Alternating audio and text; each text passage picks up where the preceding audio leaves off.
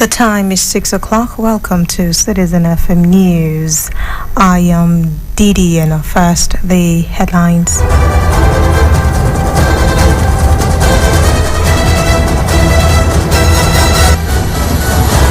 Nigeria procures 40 luxury buses to evacuate Nigerians in Sudan. President Muhammadu Buhari swears in new permanent secretaries.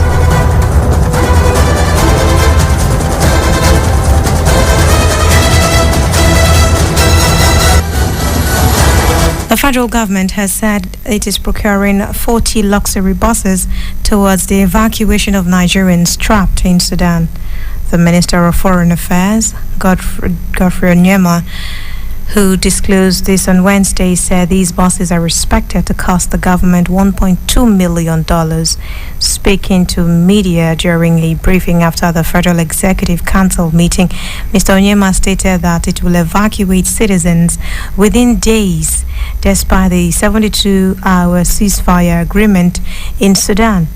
According to him, the government has concluded talks with the Sudanese government and they are on the same page. He said during the evacuations, priority will not be accorded any diplomat. And he also added that the government will be prioritizing women and children, affirming that no Nigerian life has been lost so far.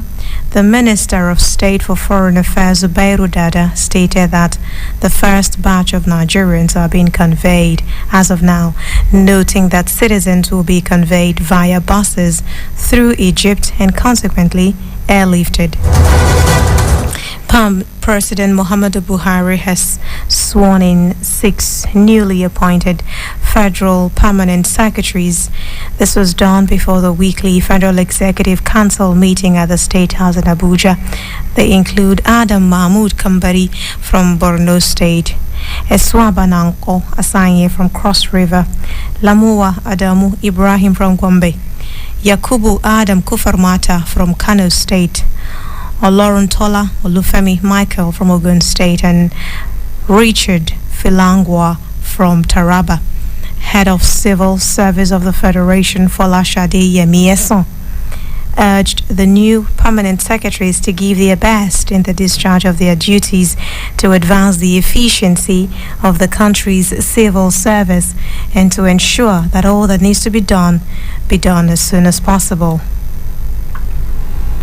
Mr. President just sworn in 6 new permanent secretaries this morning, and it's expected that they will bring their best into the office. It's also expected that they will be diligent, hardworking, and that integrity will be their watchword. I pray that God will give them the grace to do all this. From my point of view, very rigorous. I'm sure you need to ask them because they had 3 stages of examinations, and this is just so that we can get the best from among the civil servants, because we actually need the best hands to move Nigeria forward. The new permanent secretaries say they would key into government policies. As a new permanent secretary, we'll be looking forward to how we can now revive our economy, which has really led us to not to be where we ought to be. But now with zeal, we are going to work hard so that all sectors, wherever one is posted. Excellent. And we give glory to God. We thank Allah for what He has done to us. And this is a huge responsibility vested in us with all the trust and confidence reposed in us.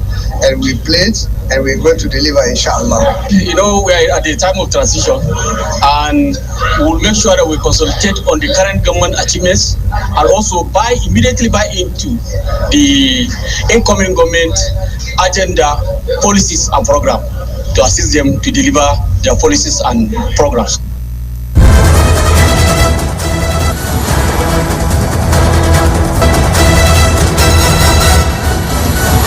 The president of the Court of Appeal, Monica Dongban Mensam, has directed that the Ebonyi State Election Petition Tribunal be relocated to Abuja immediately. The secretary of the tribunal, Nkyo Sekula, announced this in Abakaliki earlier today. He said the tribunal office at the Ebonyi State Judiciary headquarters in Abakaliki has been shut down following directives. According to him, all processes relating to matters before the tribunal would continue in Abuja. When asked why the decision to move the tribunal to Abuja, Mr. Henry said it was not within his powers to speak on the reasons. He, however, noted that the Rivers State Election Petition Tribunal and that of one other state were also affected.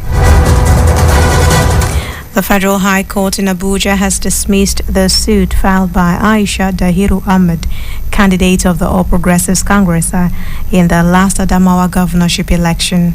Dahiru Ahmed, better known as Benani, had sought for judicial review of the decision by INEC to reverse her earlier announcement as winner of the election by the state's resident electoral commissioner, Hudu Yunusa Ari. During Wednesday's proceedings, her lawyer, Mohammed Sharif, informed the court about the notice of discontinuance filed by the plaintiff and also prayed the court to strike out the suit.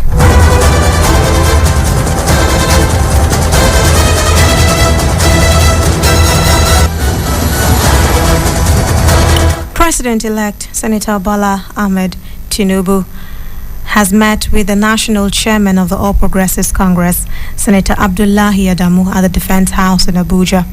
In attendance at the meeting, which was held behind closed doors, are the President of the Senate, Senator Ahmed Lawan, the Deputy Senate President, Senator Oviomo Agege, APC National Publicity Secretary, Senator Iola Omisori, and former Secretary of the APC Presidential Campaign Council, Honorable James Faleke.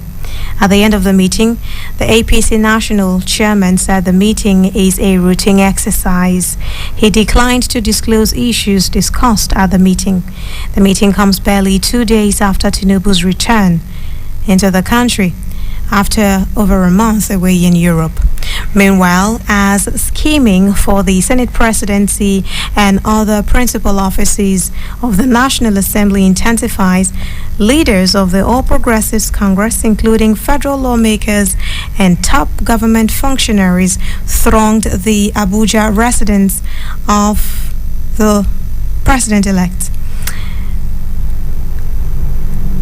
And former Minister Barnabas Gimadi said the incoming administration was set to go and would achieve all that it had set to achieve. We are in a situation where Nigerians should expect to have a 100-yard dash when this new government comes into place. The thoughts and all the planning that's been going on behind the scene is such that we have very strong belief that this government will hit the ground running. Former Governor Jonah Jang said there was need to reach out to all. we are in a situation where we have to comply by the spirit of the Constitution. A situation where everybody will have a sense of belonging and self-determination.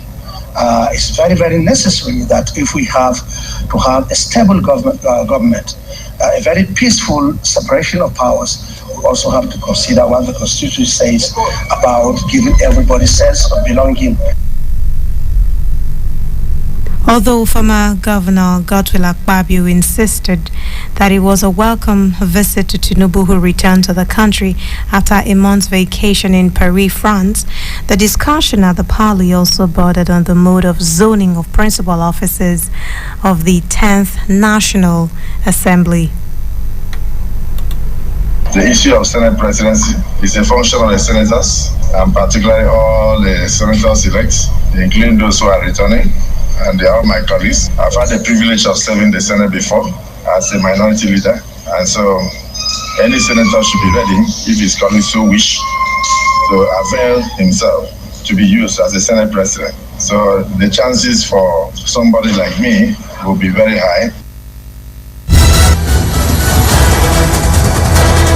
The All Progressives Congress and the People's Democratic Party on Wednesday condemned the Plateau State Police Command for barring the state legislators' access to perform their duties following the sealing off of the Assembly complex.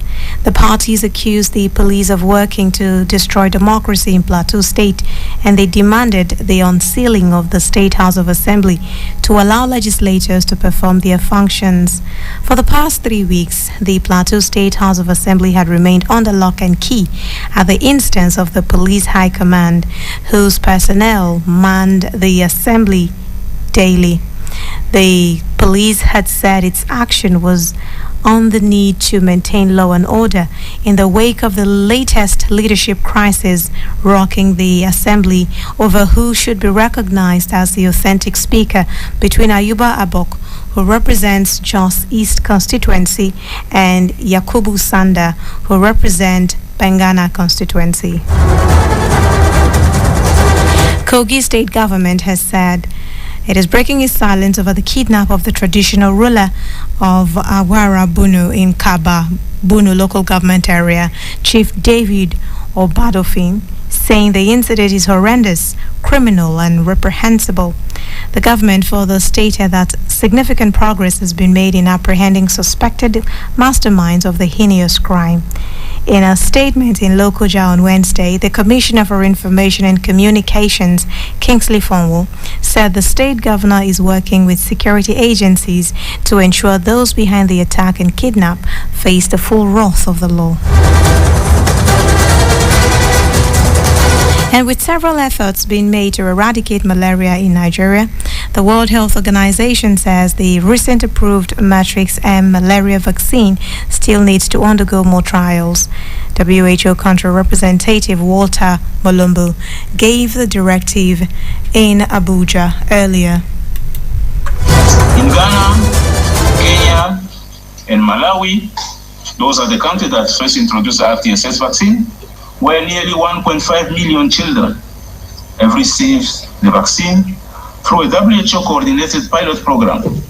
And there is a substantial decrease in hospitalization for severe malaria and a drop in child death in those countries. And that particular vaccine is still being studied. WHO does not have the full complement of data and information to enable it to endorse it or recommend it for use.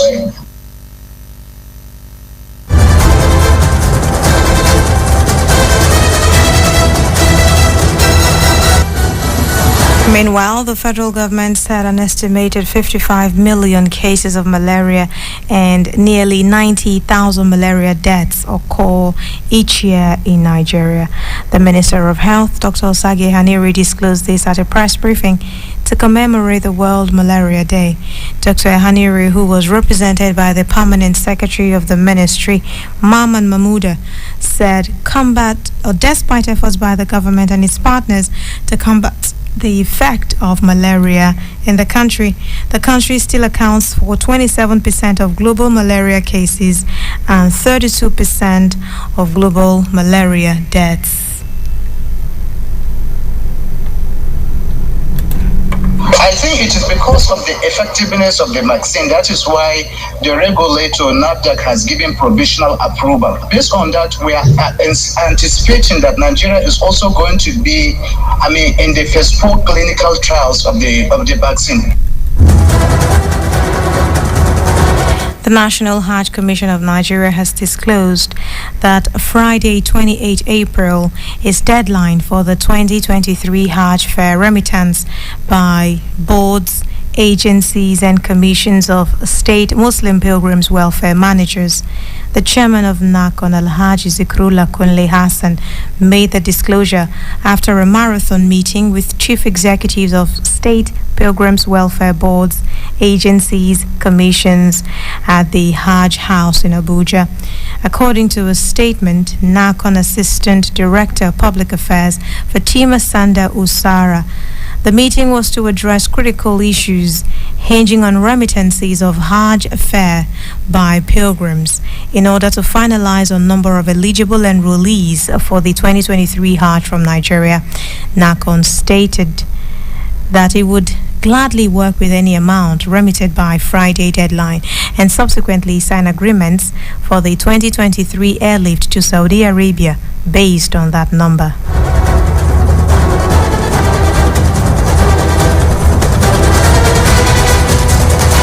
You are listening to Citizen FM News at 6. And now to news on the foreign scene. Ukraine's Volodymyr Zelensky says he has had a long and meaningful phone call with China's Xi Jinping, their first contact since Russia's war began. He said on Twitter that he believed the call, along with the appointment of an ambassador to Beijing, would give a powerful impetus to the development of the bilateral relations. China confirmed the call, adding that it always stood on the side of peace. Unlike the West, Beijing has sought to appear neutral on the Russian invasion. Kenyan investigators on Tuesday exhumed 10 more bodies from mass graves linked to a starvation cult, bringing the total number of victims to 83. Police have spent days scouring the Shakahola forest near the coastal town of Malindi after receiving a tip-off about a cult led by Paul Mackenzie Ndenge, who urged his followers to starve to death in order to find God. The 10 bodies recovered on Tuesday included 3 children, as emergency workers clad in white jumpsuits exhumed their remains from shallow grave and also found 2 emaciated survivors and are hoping that more people would be found.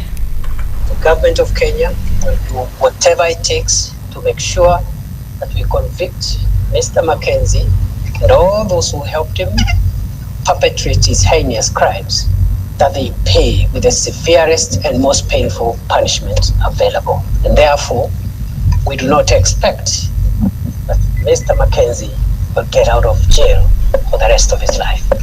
The grim discovery has sent shockwaves through the country, prompting President William Ruto to pledge a crackdown on unacceptable religious movements.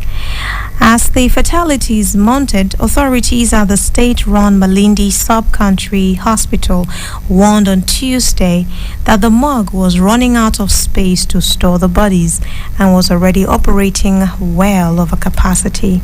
So far, we have received a positive response from the police, but we also have information that the same information was shared with them much earlier, but the response was not very good.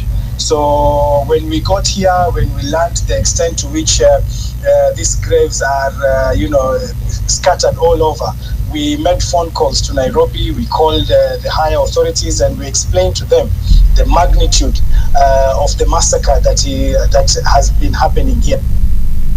And on to sports. Manchester City's only injury concern is defender Nathan Ake, who missed his side's FA Cup semi-final win because of his hamstring injury.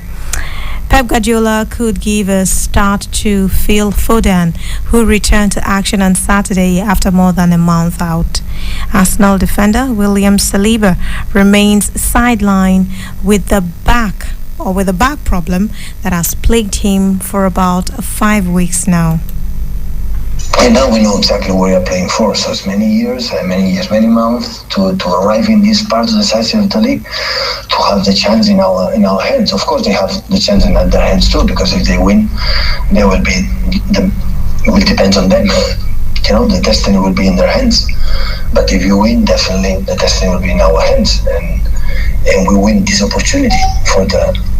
Meanwhile, Chelsea duo Mason Mount and Reece James are both expected to miss the rest of the season due to respective pelvic and hamstring injuries. Kai Havertz is unavailable to face Brentford because of an ongoing knee injury, but he's expected to feature again in the campaign. West Ham United manager David Moyes has reported no new injury concerns for the visit of Liverpool. And Gianluca Scamacca is West Ham's only confirmed absentee following surgery on his knee.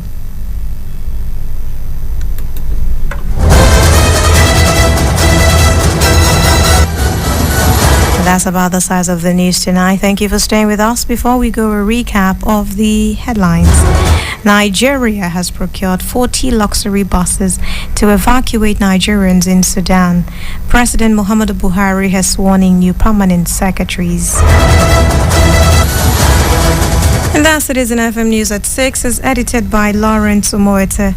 To listen to us online, please visit citizenfm.ng.